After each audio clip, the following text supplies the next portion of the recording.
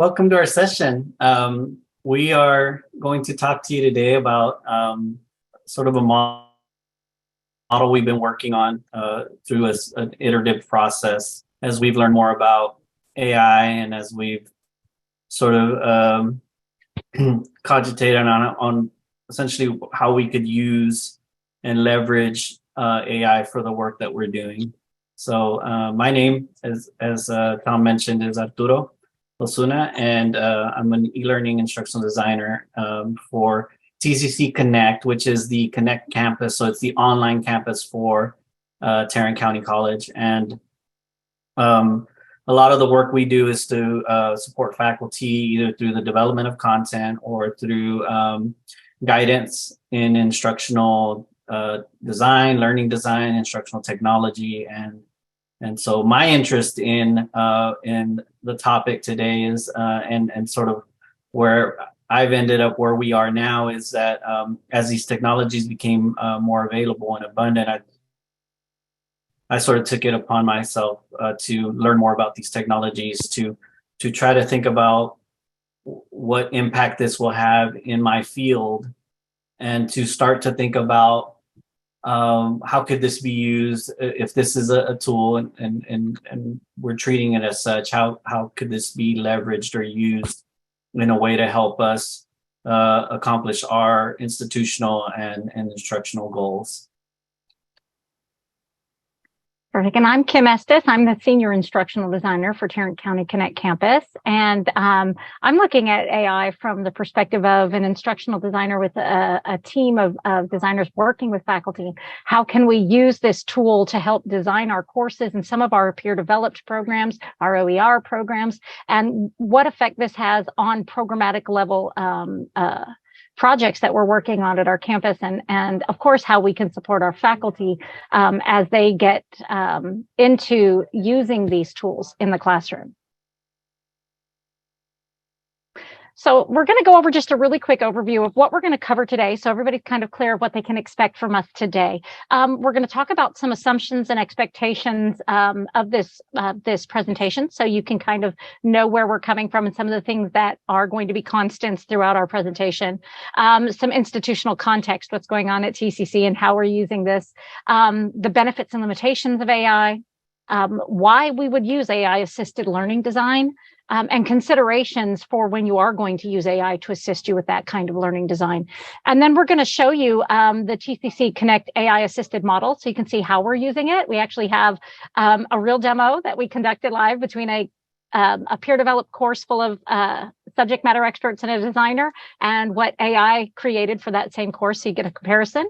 And then we have a demonstration of the AI-assisted learning design prompting model. And at the end, when we're finished, we are gonna share a prompting guide, a design prompting guide for you guys as well, so you get a little takeaway from the session. And so I'm gonna turn it over to Arturo so he can talk a little bit about those assumptions and expectations for the session.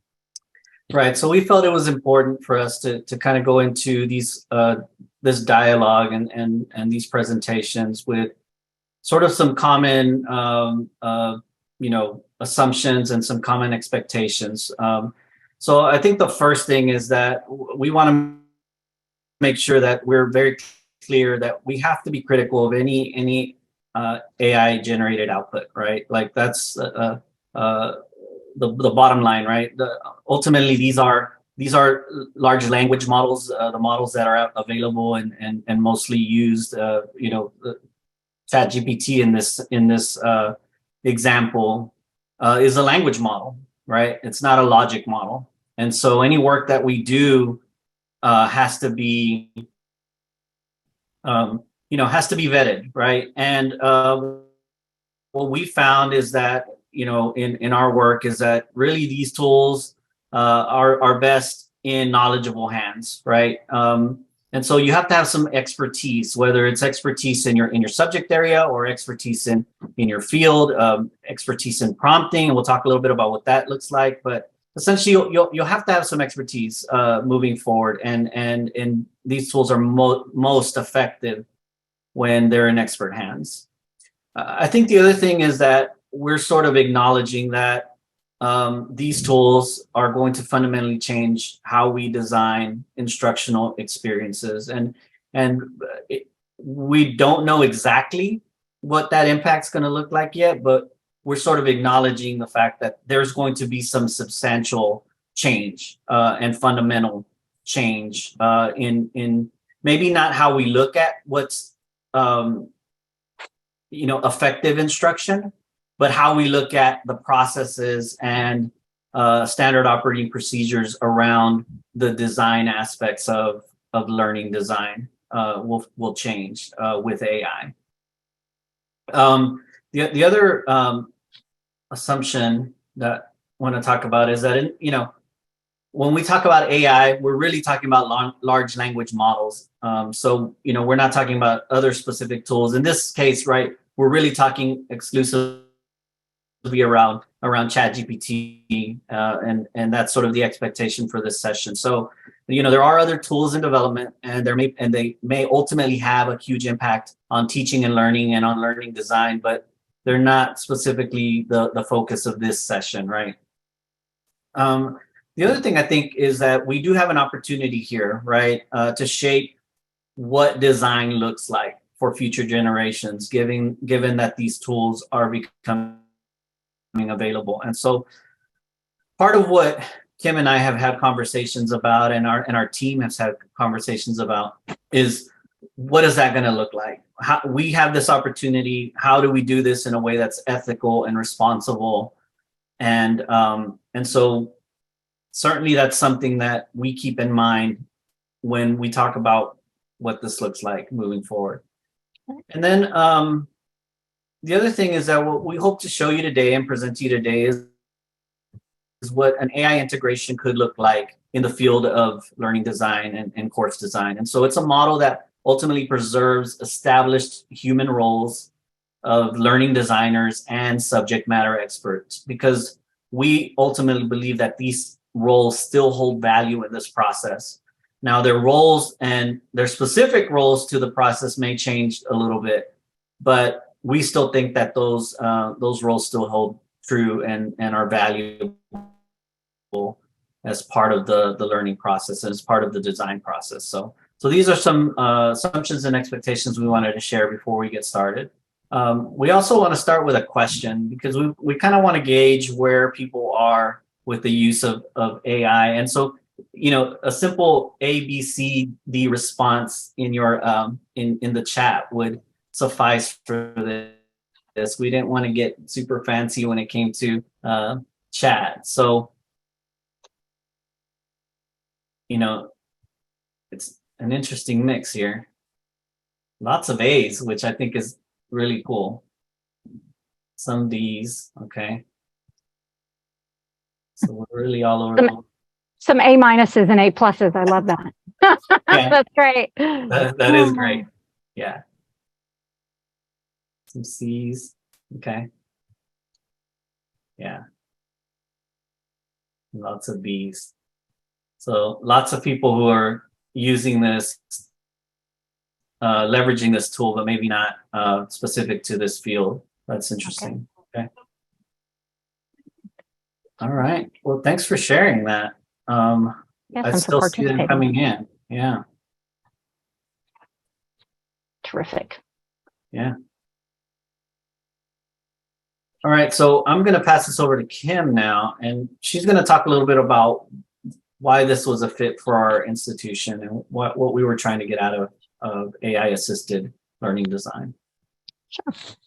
So AI was something that, we'd all heard of. Of course, we've all seen the Terminator movies, right? But in our institution, we have a program that was well established when I got here to develop peer-developed courses, where we actually pay a stipend for our faculty to come in, create course shells on the courses that we teach, working together as a team to provide outcome-aligned, high-quality courses so that incoming adjuncts and professors can use those courses with our students. But that design process was a bit of a beatdown, honestly, for our faculty, for our IDs, trying to get people to work together as a team, trying to get people to turn their content in on time, to agree about, we're having arguments over whether we're periods or dashes in our naming convention, let alone what our content topics are going to be and what our assessments are going to be, right?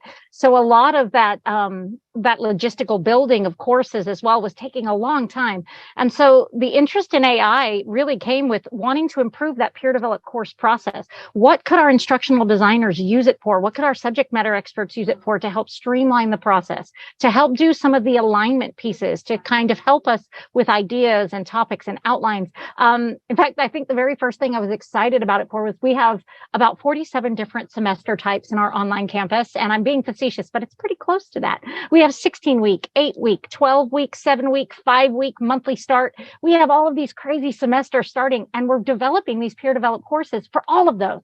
And so if I can create a 16-week course and AI can help me create an outline for that course for 12-week and 8-week and 7-week, I thought, oh my God, there's like hours of work done, let alone, aligning topics to course outcomes, creating modular outcomes that use higher level Bloom's taxonomy and some action verbs and also align to the course objectives. I was really excited about the possibility, and Arturo, Dr. Ozuna, was highly interested in the topic, and he is like laser focused. When he gets onto something, he is amazing with the research and the practical application. So he kind of got tagged, tag, you're it. Please go explore and figure this out, and let's figure out how we can use this. And he's done some really amazing things to help us get to the point where we are that we're going to discuss with you here. We have really high expectations at our campus. A lot of regular and substantive interaction needs to happen in our courses. If you're not familiar with that, that's federal level. That affects our financial aid funding.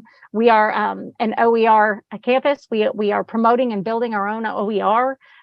We are determined that everything that comes out of our campus is WCAG 2.1 or AA or higher, preferably 3 where we can get it. But we don't have any time to extend deadlines when we create content. So all of these things that we've added that raise the level of the quality of our product and the quality of the experience our student has had to happen in the same 10-week timeline when we built these courses.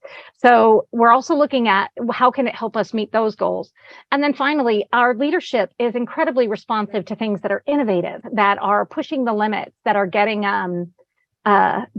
getting us to the next level of producing high quality content in a digital environment. And so, in fact, I love Arturo's term. We are the innovation incubator or the innovation campus here at Tarrant County College. There are 6 campuses. We're the only fully online campus. And so all of this with AI, this just feeds in beautifully to what we're trying to do as a department and as a campus and as a district. So that's sort of what got us started in the institution with this. All right, so we're going to talk a little bit now about the benefits and limitations of AI, and I get to do the benefits. Yay me, right? So I talked a lot about how it could benefit our program specifically, but in general, when you're looking at how AI can assist learning design, it can help with brainstorming, summarizing, organizing your thoughts and outlining concepts. I mentioned that with the outlining pieces. It can produce simulations. It can evaluate learning materials and assessment tools for you. There are a lot of benefits that AI has to the actual designer, right? To the subject matter expert, to the designer. We have a lot of that, right? A lot of us have already seen some of those benefits. As an administrator and as somebody who has to talk to leadership to get programs advanced, I also find AI valuable in terms of helping to establish buy-in, to show them the efficiency and the effectiveness of using AI tools to cut down on time, to cut down on man hours. And we actually have an example. Arturo did that exact thing. We took a peer developed course and he ran it through AI, and we compared how much time it took for both processes to take place and how many hours and man hours that would save. And Arturo will talk a little bit about that later in the presentation.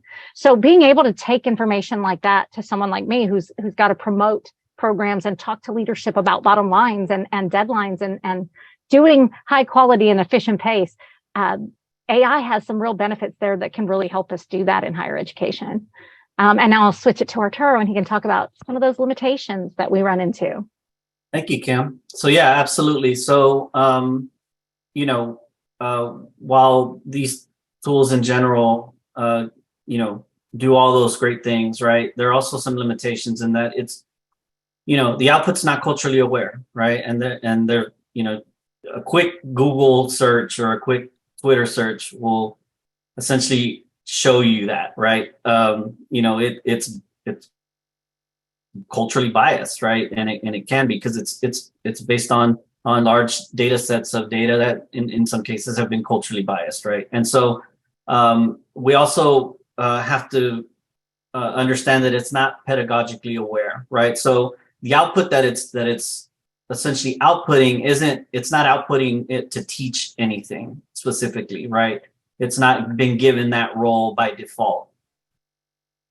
So we have to be conscious about what that looks like as learning designers, right? Output doesn't necessarily mean great for a teaching and learning environment, and so we've got to be sort of aware of that and design for that. And the other thing I would say is that it can be confidently biased and incorrect, right? And what I mean by confident is that it's very confident in its desire to output information, right? And when it does that, it could be amazingly incorrect. And so, these are things that we have to go into understanding when it comes to working with these tools, right? Absolutely. So Kim's going to talk a little bit about AI assisted as a concept and what we're trying to accomplish. Right. So a lot of people talk about an AI-assisted learning design model, and what they're really referring to is the use of that artificial intelligence technology to support and enhance the process of designing learning experiences, right? The goal of AI-assisted learning design is to make the process of designing effective learning experiences more efficient, more effective, personalized. We hear a lot about AI being able to personalize experiences, and it leverages the power that AI really has to assist the learning designer and the subject matter expert. But we've sort of been working on a different model than that here at TCC and with Arturo and his projects. And we're talking about AI-assisted human-driven learning design. So why AI-assisted and human-driven? Well, because AI output is most useful when it's prompted by an expert in learning design or subject matter experts, right? An expert that knows the right questions to ask. And when the output is bad. So I am by trade an English teacher. So if I'm working with AI and I'm talking about composition and I'm trying to teach students how to write, and AI gives me a whole load of stuff that I would not put in my course, because I'm like, where did you get that? And what were you smoking when you did that?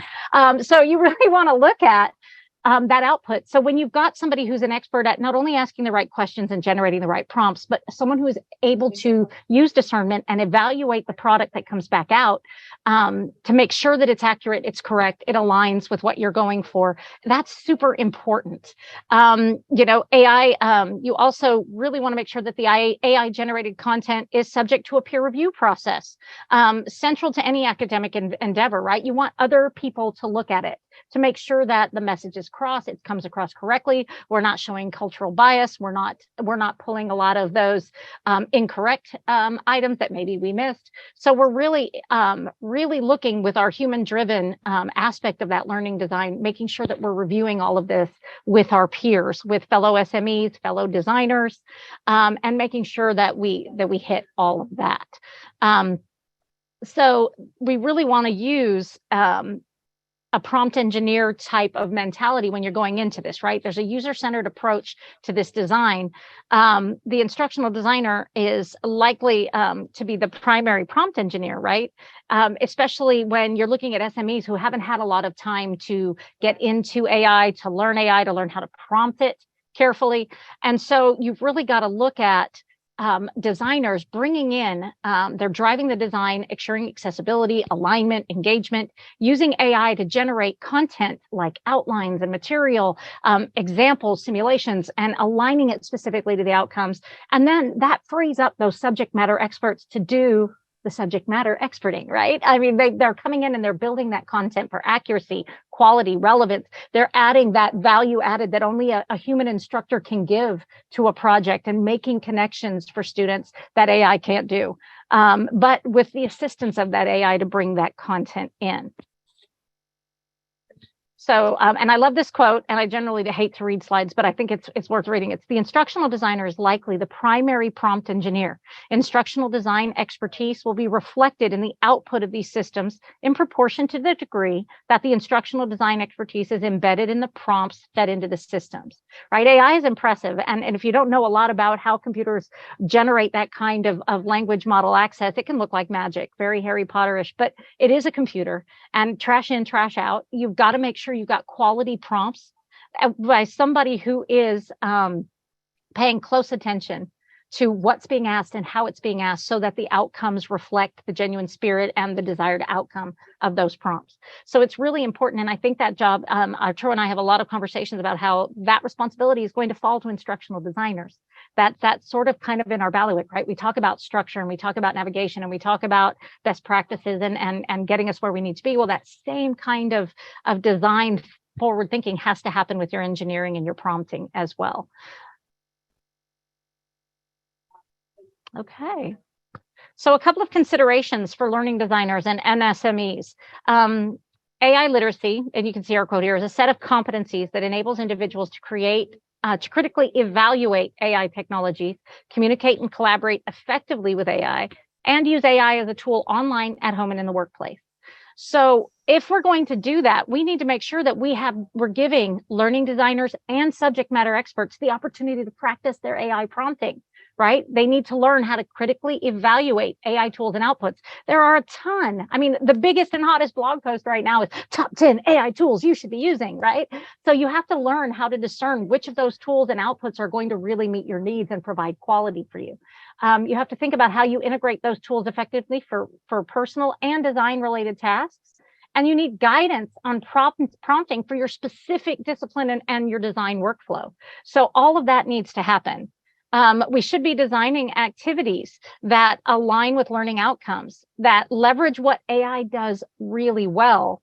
And then we need to manage what AI doesn't do well, right? We can't just go, okay, I'm only going to use it for this thing because this is what it does well. We can still use it for a lot of other things. We just need to be aware of where its weaknesses are.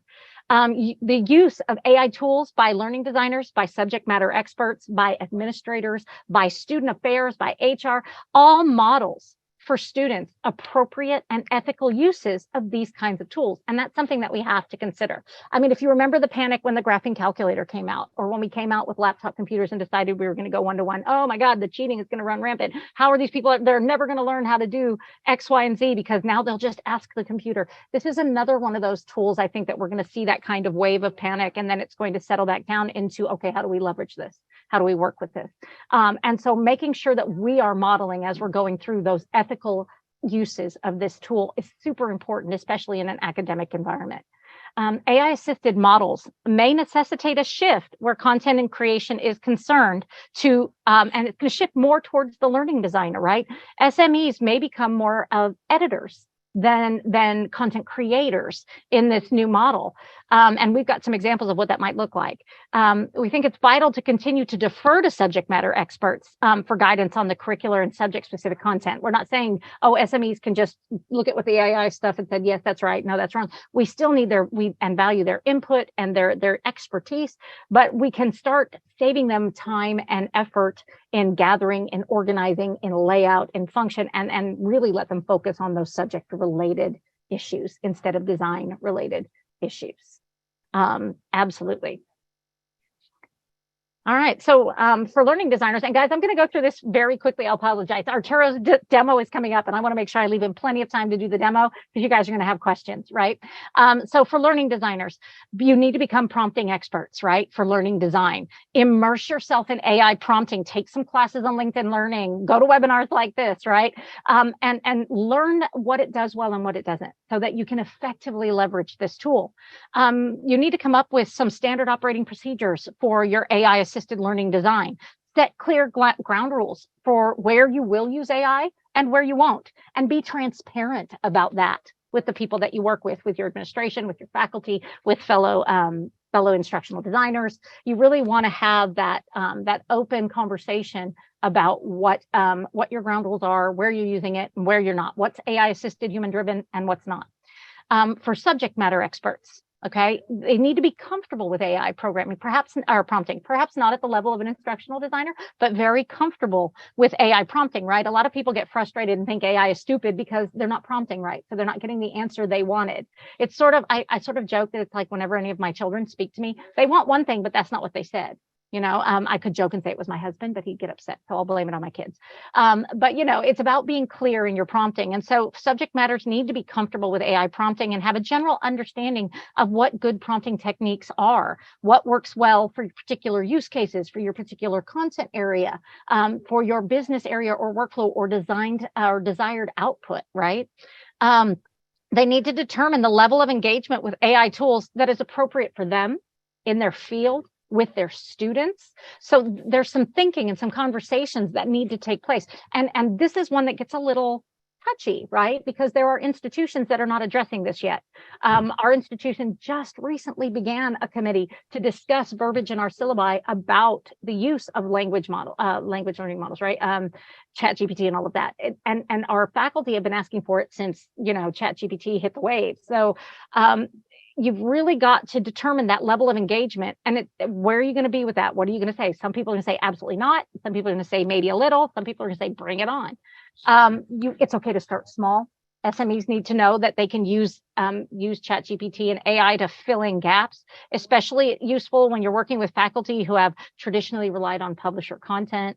And what works for one faculty member may not work for another, right? A difference in personality, digital literacy skills, understanding of the AI model as a tool.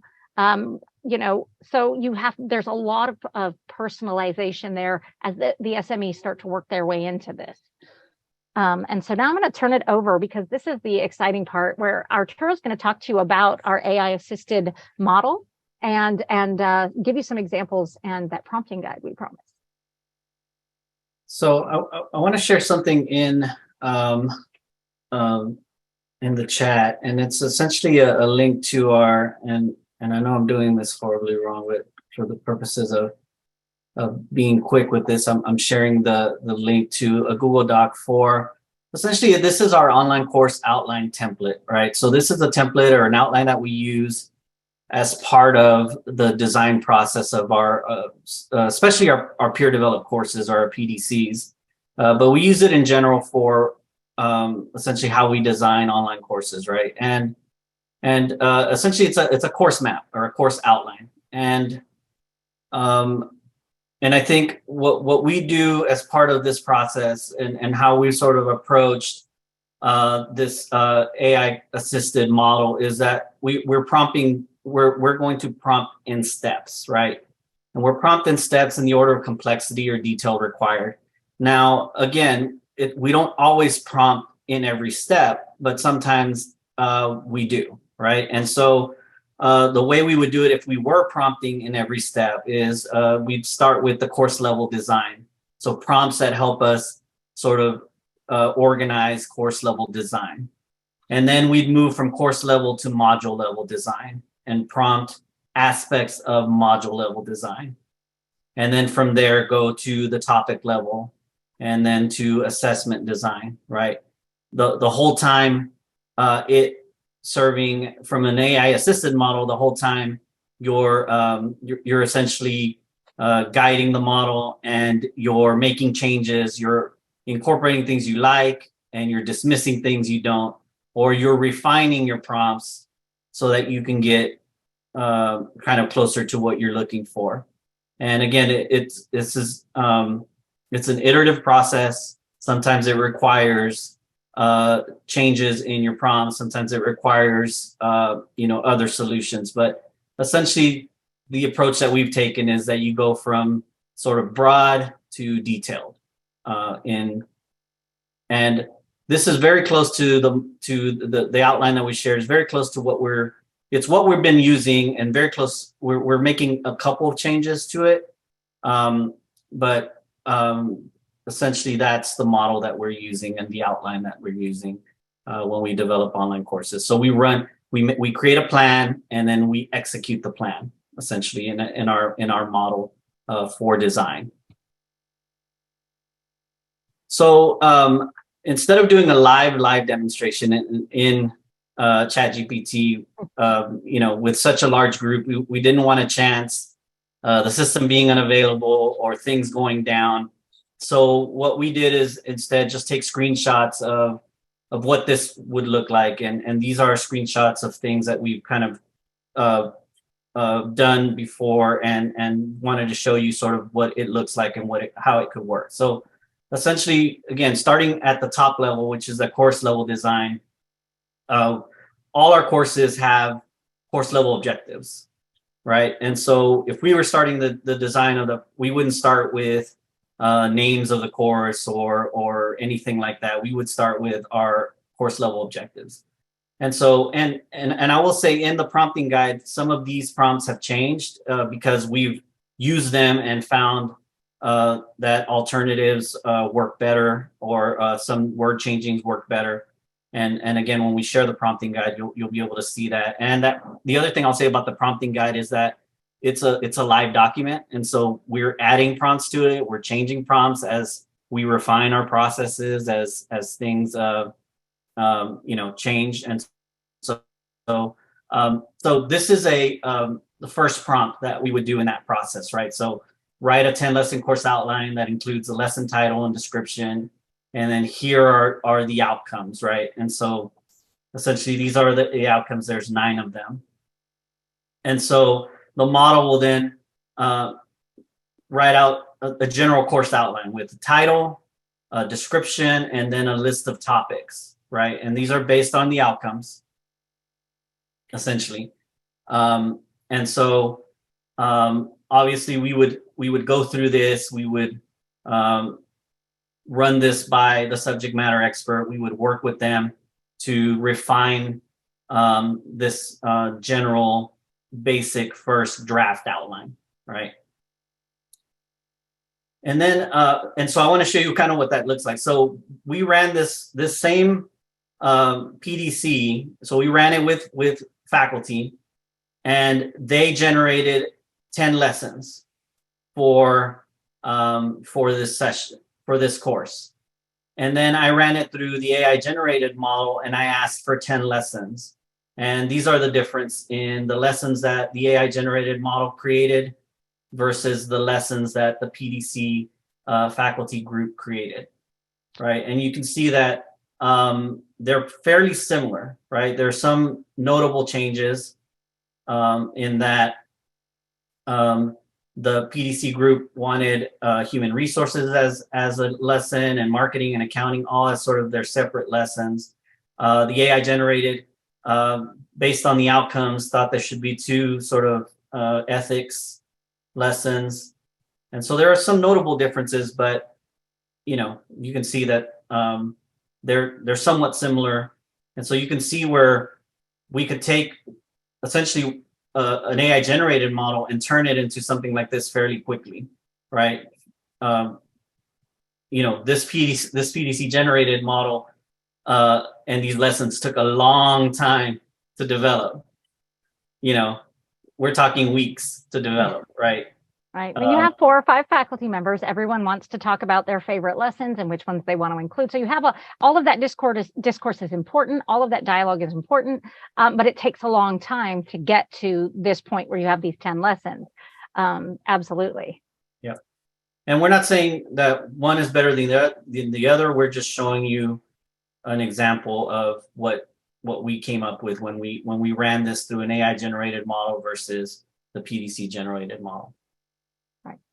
So I wanted to just take one of the lessons, and I wanted to sort of, as I explored sort of this topic, okay, so let's say I took lesson 9 in the AI generated example, and lesson 9 is a lesson on ethics and social responsibility. And these are the topics that it had generated, right? And so typically what we would do is we would look at the topics, and then we would, when we work with faculty, we'd essentially start to try to look at module level objectives, right? So module level outcomes. And so what we did is we asked the model to write outcomes for a lesson with this description, these topics, and, write us some outcomes.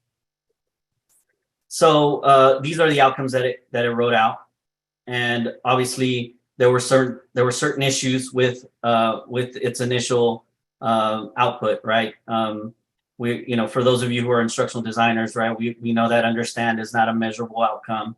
That there are issues with that. We also will note that it wrote an outcome to develop a plan for implementing ethical practices and social responsibility initiatives in a business setting. So it wrote an outcome that's almost like an outcome. It's almost pointing to an assessment, right? Which I thought was interesting. And so, I thought that was an interesting development. The other thing I'll say is that we have since modified this one specifically to sort of be reflective of a student-centered approach and Bloom's taxonomy.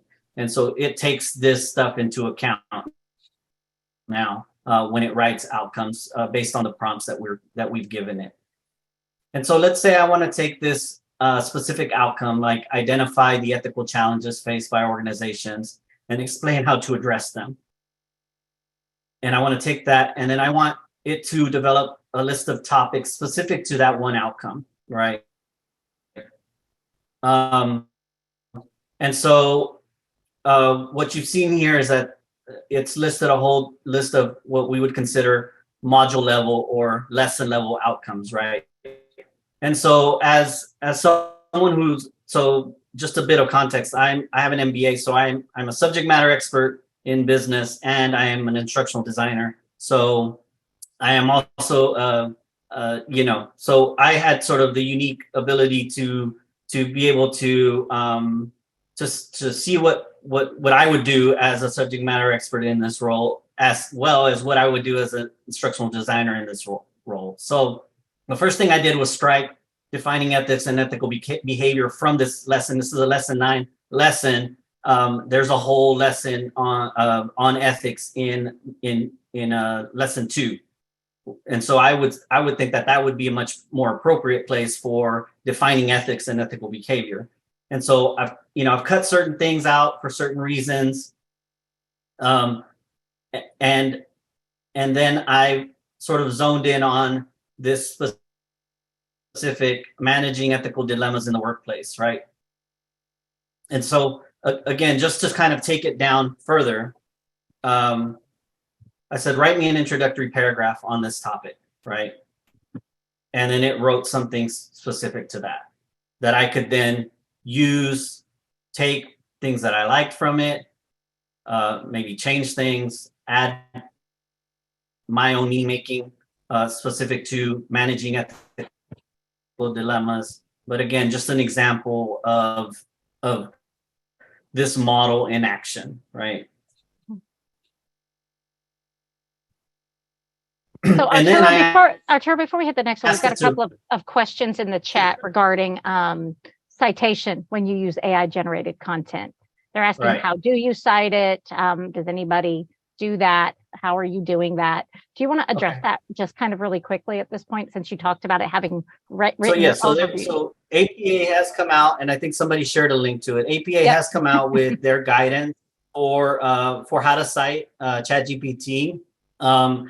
I don't necessarily agree 100% with how they're citing it. I would prefer to see a model for citation that sort of brings an emphasis to the prompting as well. So something that would, so I would prefer to see a citation that also sort of attributes the prompt and the prompt author as well as the model. Right. So, and I know there's probably some sites that do, there's some citation guidelines that may do that. I've traditionally used APA, and so that's something that I'd like to see them sort of do more of.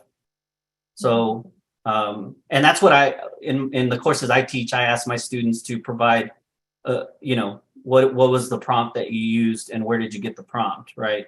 And so that's something that I definitely, because I think early in these stages, prompting, I find that prompting is very important. and knowledge about prompting and what the models are sort of generating based on that, I think are important. Yeah. Right. So. And So I see a lot of good questions in the chat, guys, and we'll hit that at the Q&A at the end if possible, so we can finish getting through the demo. Sorry about that.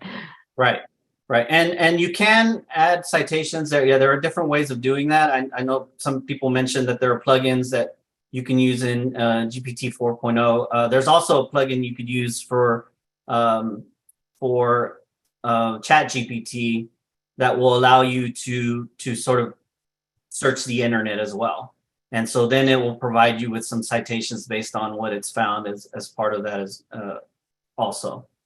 But back to sort of the model, right? So I've also, so as part of that social responsibility action plan, so I thought that was an interesting sort of assessment for this lesson. And so I've asked it to then write a real world activity that would help realize that outcome, right? Develop a plan for implementing ethical practices and social responsibility initiatives in a business setting. And so it came up with this plan. Now we teach online courses, and this sort of plan, this activity was sort of developed for more of a face-to-face setting. So there were things that I changed. Not that I wouldn't do groups in a virtual setting, but I thought I really like this idea of instructing the development of an action plan. And I really like the idea of having some sort of follow-up discussion about the strengths and weaknesses of the plan. So I really sort of honed in, again, as the subject matter expert in the scenario. I thought that was important for in an appropriate instructional tool for this specific outcome. And so, as we mentioned earlier, we said, well, if we're asking it to do this business scenario, right? This with an assigned business scenario, could this develop some scenarios? And essentially, I wrote a prompt, and you can actually have it do more than one, right? This just says write a hypothetical business scenario, but you could ask for, for 5 or 6 or 10 if you wanted to. And so it wrote a prompt, right? And it's not a bad prompt. I think it's a good example. To me, this is something that I could potentially use in this course for this activity. and then I asked also create a rubric to evaluate the strengths and weaknesses of this plan, right?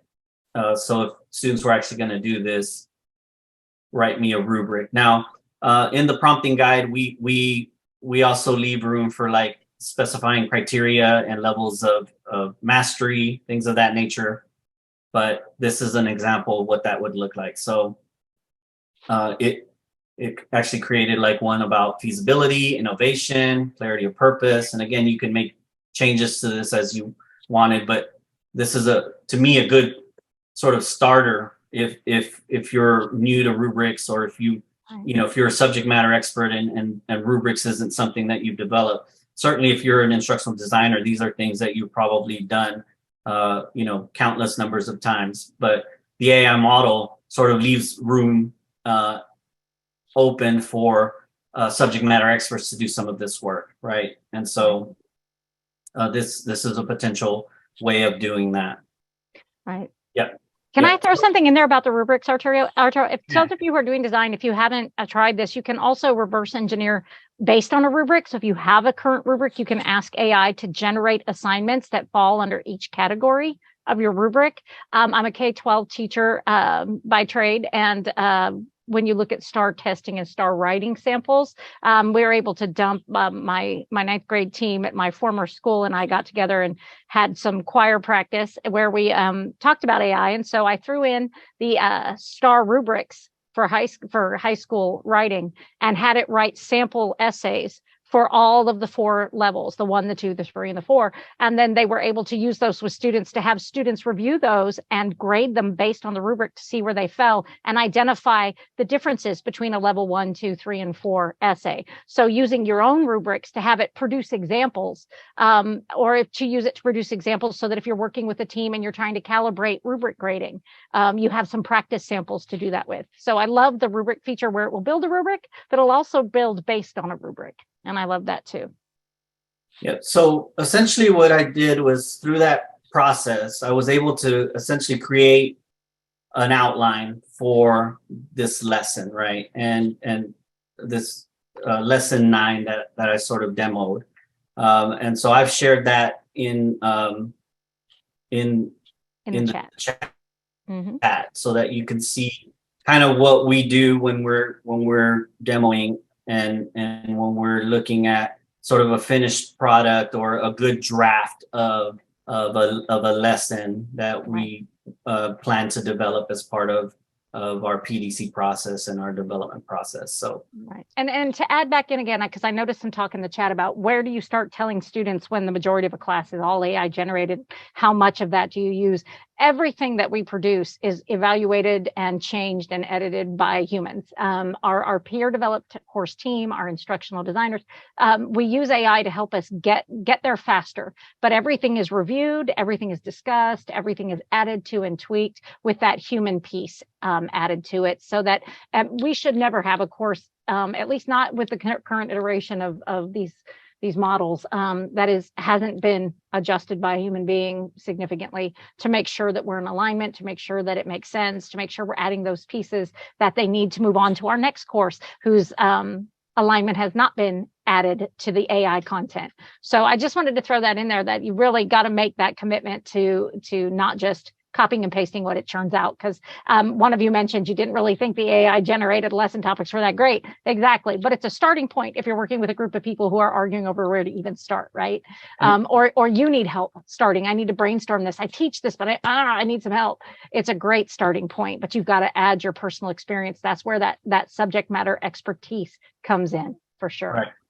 And I think the other thing worth noting that we don't have a slide for this, but I know Kim mentioned earlier, we kind of did a 1-by-1 comparison, or we attempted to do the best 1-by-1 comparison that we could and so we were running. I was running simulations for this, creating content, videos, and all kinds of stuff that that was AI assisted, and then we were running our PDC for this same course. And we did one lesson both ways. And we got our human-driven, our human exclusive, essentially, our PDC process. We got one lesson created. It took 30 hours over 3 weeks for us to get. So it took about 26 to 30 hours of development time. That's the subject matter expert. That's the ID. That's the our graphic designer. So it was about 30 person hours over 3 weeks. And then when we ran this other model which was AI assisted, it took us about so it went from 30 to about 9 to 12 hours over 3 to 4 days. So that was essentially the comparison of the time it took to develop from outline to content using one model versus the other. So just for comparison's sake. Right. Right. So, okay. So the great reveal. Here we go. So I'm going to share with you the prompting guide. Now, again, I'll mention again. This is a draft because these models are going to change the way Oh, so somebody's asking, so what was the hour difference? So in order to build one module with all the people involved in the traditional process, which was, just human exclusive, computer aided, but human exclusive, it took about 30 hours of development over 3 weeks. With the AI assisted model, it took about 9 hours over 3 or 4 days, essentially. And if you look at the comparison, the side-by-side comparison, some of the, I would say some of the activities that, that's AI assisted, I would say are better aligned. And, some of the videos are probably better produced, AI assisted. Some of the content's different and more in depth in the human exclusive model. So again, there are just differences, but they're pretty comparable. And the time frame and is noticeable. Right. And going back to our district contents, and somebody asked those numbers in that time, they'd love to see that as a slide so they could look at those numbers while you're talking about it, Arturo. So I committed you to adding that slide to the slide deck. Sorry. Okay. But I do want to mention it in the context that we're using it. We are looking for speeding up the efficiency of the build. And so somebody mentioned, yeah, that works great when you're doing that, but it doesn't really address the pedagogy, the actual teaching. Well, when we're building a course shell like we're building, we have a 70-30 model. We provide 70% of the content. The instructor is expected to come in and alter and change and add and the other 30%. To add that personality, the pedagogy, that teaching expertise, those engagement pieces, the regular and substantive interaction. Someone mentioned using AI to help with feedback and that sort of thing. We talk about that too, but not in this particular presentation. But we actually have a presentation for faculty. It's coming up. Actually, we're doing a webinar on the 22nd. But we really are looking at that kind of expedience. We're looking at giving people a place to start that puts them a little farther along than starting from zero, right? But again, heavily accenting the need for subject matter experts to really critically evaluate, add, tweak, the need for the instructional designer to look at that alignment, to look at those pieces, to make sure that it does make sense and that it is good design and that it's all coming out so that in the end, what the goal is, a high quality interactive, engaging learning experience for our students that gets them to the content level that they need to be at to move on. And so when you keep that student outcome in mind, going back and making sure that what we're producing is matching that, but using AI as a tool to leverage and get some of that time back, maybe away from some of those logistical matters to focus more on delivery, pedagogy, content, instead of just, okay, let's all argue about which assignment we're going to put on this topic because we all have different assignments and we all want to fight about it, or we don't know which one would be best here. So it really can be a huge time saver, but the quality and the pedagogy still has to come from the human-driven element of those SMEs and those IDs. Absolutely. Yeah, and so as Kim mentioned, we are advancing and trying to advance these topics at our institution, and so there are a number of webinars that we've also are planning over this summer to sort of think about what is the impact of these tools on the work that we're going to be doing as educators. And so and we're also planning a speaker session as well. So if this is something that you're interested in, here are the dates and here are the sessions, and so and it's a bit.ly essentially to register for those.